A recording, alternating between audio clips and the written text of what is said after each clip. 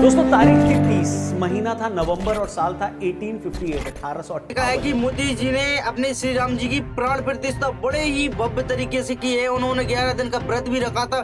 पर आप देखेंगे कि आज हम इस वीडियो में देखने वाले कि जो मंदिर बना था, मंदिर की जो प्रोसेसिंग थी, जो कब से स्टार्ट हुई और उसमें किन किन लोगों ने अपना बलिदान दिया, किन किन लोगों ने उनको जो है ना मंदिर के लिए अपने प्राण तक न्यौछावर कर दिए। तो देखते हैं वही रियल हीरो है जिन्होंने पहले से स्टार्ट किया था। और देखते हैं वीडियो में आखिर तक बने रहिए। वीडियो को लाइक कर चैनल सब्सक्राइब जरूर कीजिए। यदि हमारे चैनल पर नए हैं तो बने रहिए आखिर तक। यानी आज से ठीक 165 साल पहले की बात। अवध के थानेदार शीतल दुबे को बाबरी मस्जिद के एक अधिकारी से शिकायत मिलती है कि 25 निरंकारी सिख जबरन मस्जिद में घुस गए। न सिर्फ वो मस्जिद में दाखिल हो गए हैं बल्कि वो वहां हवन पाठ भी कर रहे हैं। और तो और उन्होंने मस्जिद की दीवारों पर राम का नाम भी लिख दिया है। दोस्तों मस्जिद में घुसकर हवन करने वाले उन निहंग सिख का नाम था बाबा फकीर सिंह खालसा। राम जन्मभूमि की लड़ाई में लगे लगभग हर एक इंसान का यह मानना है कि अगर 165 सालों की कानूनी लड़ाई के बाद आज ये मंदिर बन पा रहा है तो उसमें एक अहम योगदान बाबा फकीर सिंह जी का और उनके साथ उस रोज विवादित ढांचे में घुसे उन 24 निहंग सिखों का है। क्योंकि उन लोगों के इस कदम ने पहली बार विवाद को पुलिस में दर्ज करवाया। ये उन 25 निहंग सिखों की दिलेरी थी जिन्होंने ऐसे वक्त ये बहादुरी दिखाई जब न तो देश आज़ाद था, न हमारी कोई सरकार थी, न पुलिस पर हमारा राज था। और ये वो वक्त था जब पहली क्रांति को खत्म हुए बस 1 साल ही गुजरा था। यानी उन 25 वीर सिखों ने ऐसी हिम्मत दिखाई कि उसके बाद न जाने कितने लोगों ने उनके रास्ते पर चलते हुए वो कर दिखाया जो 500 सालों से नहीं हुआ था। और आज अयोध्या में जब भव्य राम मंदिर की प्राण प्रतिष्ठा हो रही है तो फकीर सिंह जी की 8वीं पीढ़ी के वंशज जत्थेदार बाबा हरजीत सिंह रसूलपुर सामने आए हैं। इन लोगों को उस बात का फक्र है कि जो लड़ाई उनके पुरखों ने शुरू की थी आखिरकार वो हमारे जो बुजुर्ग थे जत्थेदार बाबा फकीर सिंह जी खालसा निहंग सिंह रसूल पर, मैं उनकी जो विरासत में उनकी पीढ़ी में 8वीं पीढ़ी में उनकी गद्दी पे हूँ।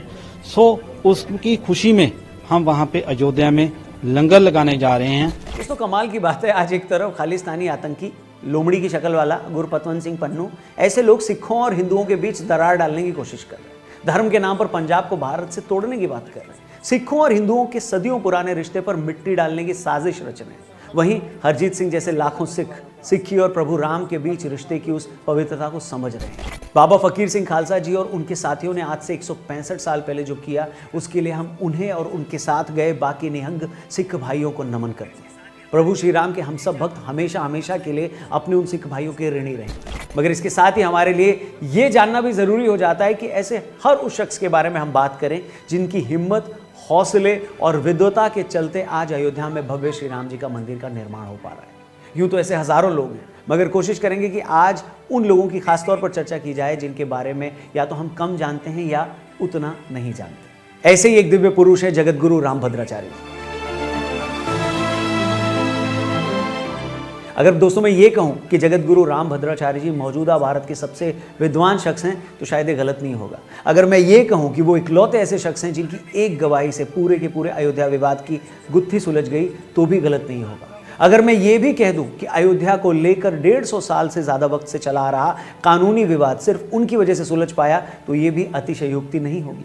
यकीन मानिए दोस्तों, जब मैं आपको उनकी कहानी बताऊंगा तो आपके पूरे बदन में सिरहन दौड़ जाएगी, आपके रोंगटे खड़े हो जाएंगे। इससे पहले मैं इतिहास के उन पन्नों को पलटूं और उसमें मैं बात राय जगत गुरु रामभद्राचार्य जी और राम मंदिर निर्माण में उनके अमूल्य योगदान की। आपको बता दूं जगत गुरु जी का जन्म 15 जनवरी 1950 को हुआ। पैदा होने के 2 महीने बाद ही उनकी आंखों की रोशनी चली गई। वो न लिख सकते हैं, न पढ़ सकते हैं और न ही ब्रेल लिपि का उपयोग करते हैं। वो केवल सुनकर चीजें याद रखते हैं। मगर इसके बावजूद उन्होंने 22 भाषाओं में महारत हासिल की। वो इस समय भारत में तुलसीदास जी पर सबसे बड़े विशेषज्ञ माने जाते हैं।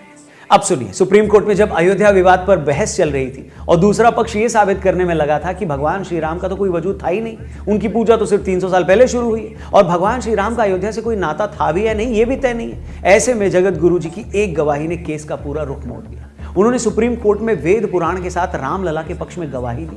उन्होंने ऋग्वेद की जैमिनीय संहिता से उदाहरण देकर यह बताया कि सरयू नदी से भगवान राम के जन्मस्थल की दिशा और दूरी क्या थी। इसके बाद कोर्ट के आदेश के बाद जैमिनीय संहिता मंगवाई गई जिसमें जगत गुरु रामभद्राचार्य जी द्वारा बताए गए अध्यायों को खोलकर जब देखा गया तो उनका दिया ब्यौरा एकदम सही था। यहां तक कि जहां जन्मभूमि बताई गई है वहीं पर विवादित ढांचा मिला।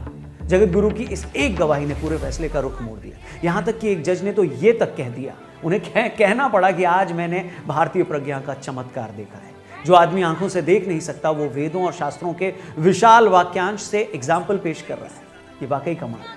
दोस्तों आप ही बताइए, इससे ज्यादा अनुपम और दिव्य अनुभूति कोई हो सकती है क्या?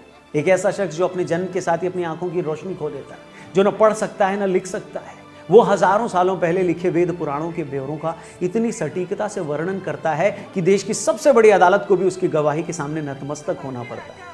उनकी एक इस गवाही ने विरोधी पक्ष के उस झूठ की बखिया उधेड़ दी जो ये साबित करने पर तुले थे कि दोस्तों आप सभी ने देखा है कि जो है श्री राम जी का मंदिर बहुत ही परेशानियों में बनाया, तो आप इन सभी लोगों की मेहनत के लिए एक कमेंट में जय श्री राम जरूर लिखें।